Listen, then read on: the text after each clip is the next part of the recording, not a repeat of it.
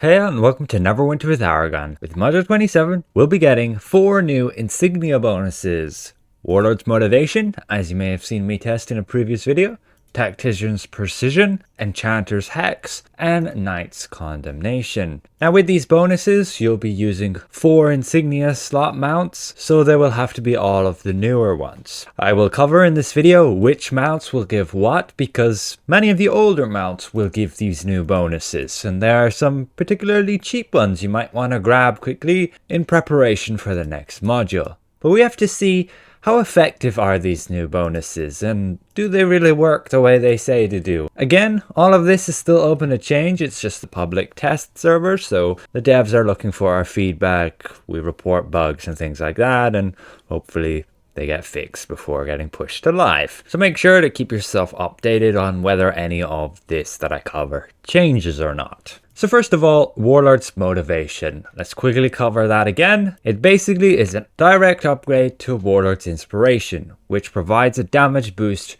to your active companion. So primarily for damage dealers. Warlord's Motivation will give 12% more damage versus Inspiration, which was 8%. You can stack this 3 times to a maximum of 22.5% total damage gain to your companion. Now this, as said in the tooltip, will not stack with Inspiration. If you have any motivation slotted, that will be the bonus that you gain. It will ignore any inspiration you have slotted. You can see in the tooltip it says it overwrites Warlord Inspiration. So we move to Tactician's Precision. This appears to be an upgrade of Artificer's Persuasion, but it doesn't have a tooltip text saying it overrides it. But I'll cover my test results in just a second. This says when you use a daily power, you reduce the remaining cooldown on all encounter powers by 5 seconds. This can only trigger once every 15 seconds. This you might think is a bit overpowered, particularly for a ranger which can cast daily powers with the quarter of a cost of a normal daily power, meaning you can use this like 4 times a minute, cutting your encounter powers by like 20 seconds. Wouldn't that be insane? And yeah, it actually works like that. And it might be very feasible to run a hunter build using Disruptive Shot with the buff from that, using your rotation to make the most of that cooldown reduction. There will be some interesting builds that you'll be able to make. Most people use Slasher's Mark and take advantage of the high burst damage you can get from an artifact call, so I don't think it will be overpowered with Disruptive Shot. We can see how this works here. I use all my encounter powers, and then you go use your Disruptive Shot, and you can see it cuts the cooldowns. Now there is some bugs with it. You may have seen it didn't actually cut the cooldown of Commander's Shot. We use that there again, it doesn't affect it. So I'm gonna assume there's gonna be other powers in the game which it doesn't work on either. But it does seem to work just fine on Long Striders and Constricting, as you can see here. We cast them, then Disrupting, and they get their cooldowns cut. Now the great thing with this is it actually stacks with other Tactician's Precision, much like other insignia bonuses, where the next one you have will reduce by 2.5 seconds, added to the 5 seconds, and the other one from that, half of that again. So ultimately, you can gain a 8.75 seconds reduction to all your encounter powers by using multiple Tactician's Precision. The one thing you will struggle with though is finding mounts that have this. Again, we'll cover just later my document where we can see all the existing mounts and which ones actually give that new bonus. Now keep in mind, you can use Artificer's Persuasion with Tacticians. They will work together. One triggers when you cast the artifact, cutting your cooldowns by 2 seconds.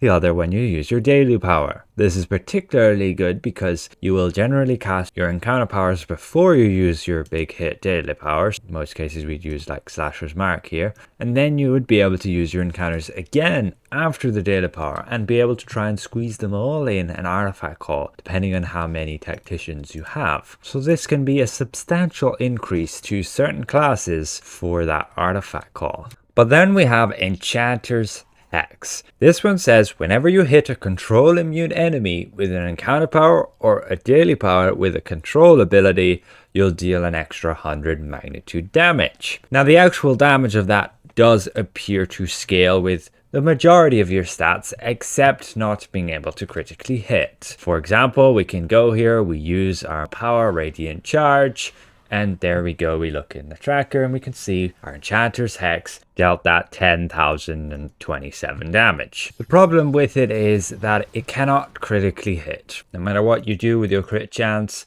it's not going to benefit from your crit severity. It does benefit though from your flank, which is your combat advantage. But otherwise, it does not appear to work on encounter powers properly, like it says it should. We have Icy Rays here, which should stun our enemy, so this should be a control power.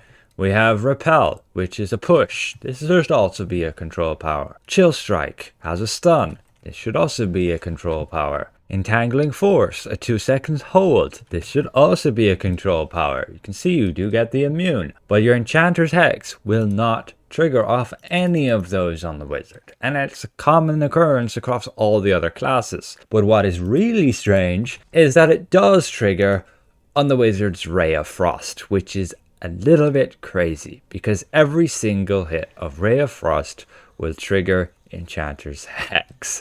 We'll see that here in the log.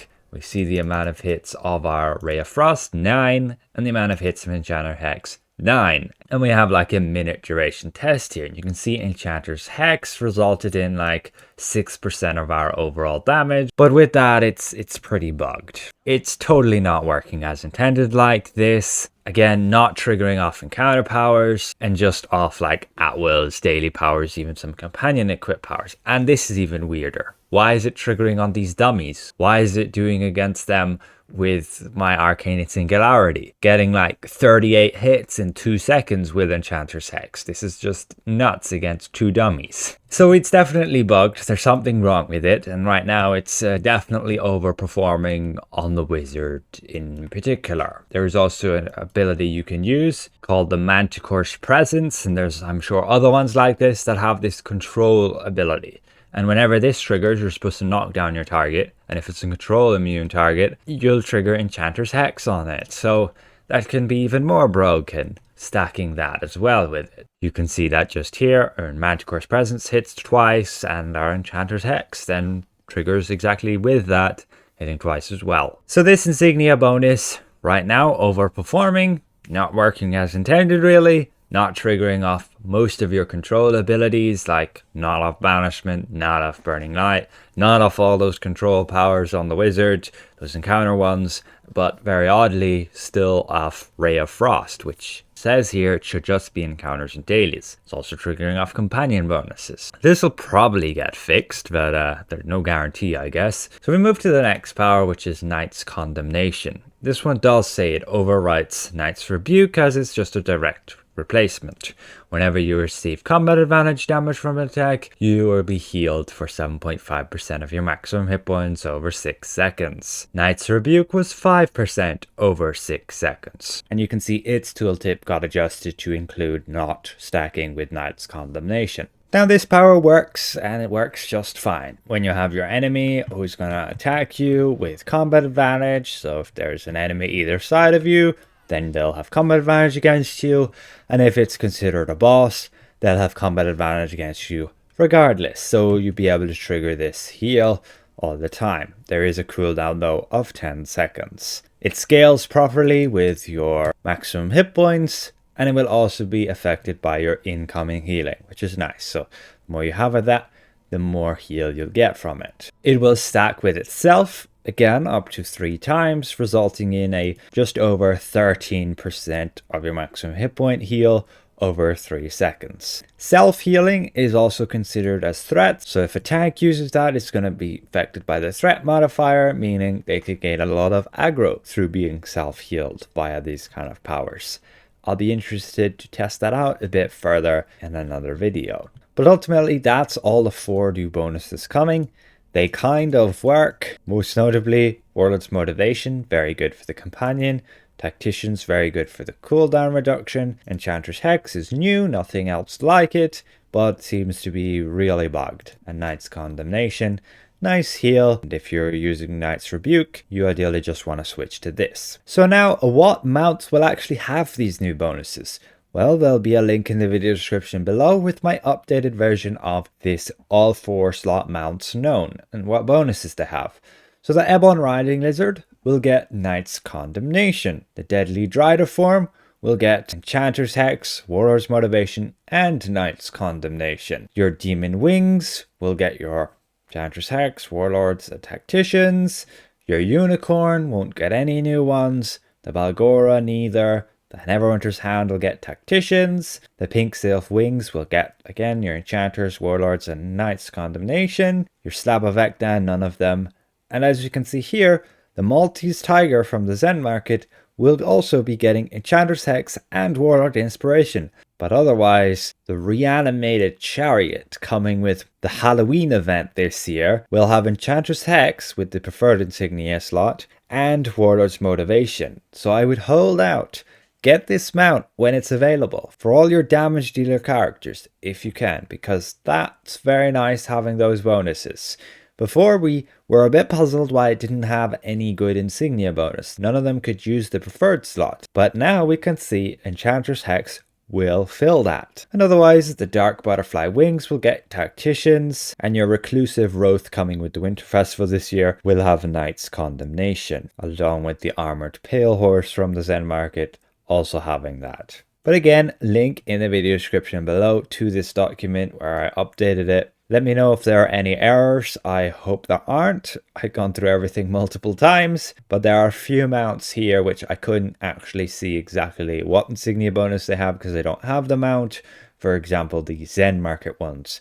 I don't have these mounts, so I've had to do some matching and analyzing, see what insignias fit in these slots and which bonuses you could gain. If you're just looking for a list of which of the 4 slot mounts give these bonuses, then here you go. You can see Tacticians is fairly limited. So hopefully this is somewhat insightful to you guys. As a damage dealer, if you're trying to top those Pain Giver boards, you will most definitely want Tacticians, and otherwise you will most likely want Enchanter's Hex if you're a wizard and perhaps a ranger. If you've got a decent damage dealing companion, Warlords will be just a direct upgrade from the inspiration you may have had before, and Knight's Condemnation is kind of meh. So a massive thank you to all these channel members for their added support, and we'll see you guys around. Goodbye for now.